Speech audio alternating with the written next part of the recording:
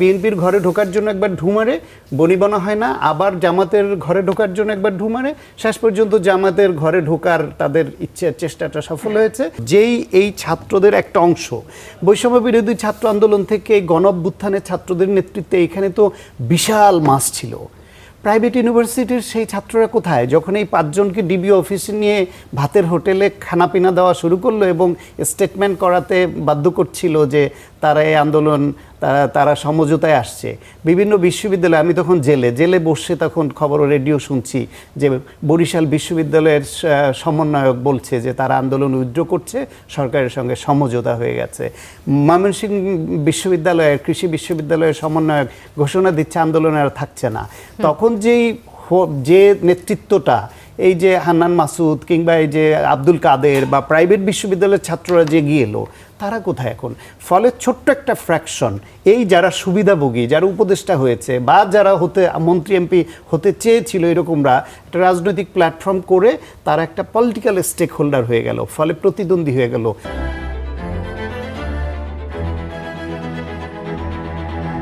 জামায়াতের সঙ্গে বিএনপির সঙ্গে দর কষাকষিতে যেতে হলো। তাদেরকে জানতো এই এনসিপির নেতারা, এই সজীব ভুইয়ারা, এই নাহিদ ইসলামরা, তারা জানতো যে তাদের শক্তিতে তাদের একজন এমপি হওয়া মোটেই সম্ভব নয় একজনও, সুতরাং তাদের কোনো না কোনো দরজা দিয়ে কোনো না কোনো ঘরে ঢুকতে হবে।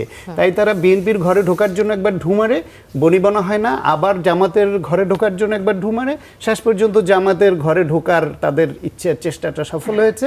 তাদের এমপি হওয়ার জন্য যে ম্যান পাওয়ার এবং টাকা দরকার ছিল, এই দুইটার যোগান জামাত ইসলাম দিতে পেরেছে, তারা কয়েকজন এমপি হয়েছে। তা করে বাংলাদেশে যে সুষ্ঠু রাজনৈতিক ধারার প্রবর্তন করবার জন্য যে একটা শক্তি হিসেবে, একটা অন্যতম প্রধান স্টেক হোল্ডার হিসেবে যে ভূমিকা রাখতে পারতো এনসিপি, সেই জায়গাটাতে তোরা জামাতের সঙ্গে বিলীন হয়ে গিয়ে নষ্ট করে ফেললো। তারা বিএনপি বা জামাত কোনো দিকে না যেয়ে যদি সক্রিয় রাজনীতিটা করতো, আজকে বাংলাদেশের অন্যরকম পরিস্থিতি হতে পারত। অথবা বাংলাদেশের মতো দেশে এইরকম সমস্যা সংকুল, জনবহুল দেশ, অর্থনৈতিকভাবে বিপর্যস্ত, এখানে রাষ্ট্র চালিয়ে কেউ পপুলার হতে পারে না। সরকারের প্রতি বিক্ষুব্ধ একটা জনগোষ্ঠী সব সময় তৈরি হবে।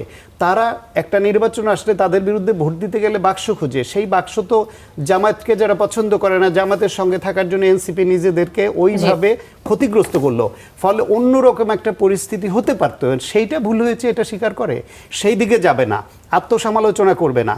দেশের যে তরুণদের রাজনীতি যেরকম চেয়েছিলাম, তাদের যে ভাষা, তাদের যে অশ্লীলতা, তাদের যে অসভ্যতা, তারা যে ট্রেডিশনাল পলিটিক্সে বিলীন হয়ে গেল এবং আরও খারাপ করলো, পরিবর্তিত রাজনীতির নামে পরিবর্তিত রাজনীতি আনলো, ইতিবাচক পরিবর্তিত না, তাদের আচরণে, ভাষায়, কথায়, কাজে নেতিবাচক পরিবর্তিত রাজনীতির দিকে নিয়ে যাচ্ছে। সেই ভুলগুলো একটু আত্মসমালোচনা করুক, তারপরে কিভাবে শুধরে নিবে সেই পথটা আবারও আসবে।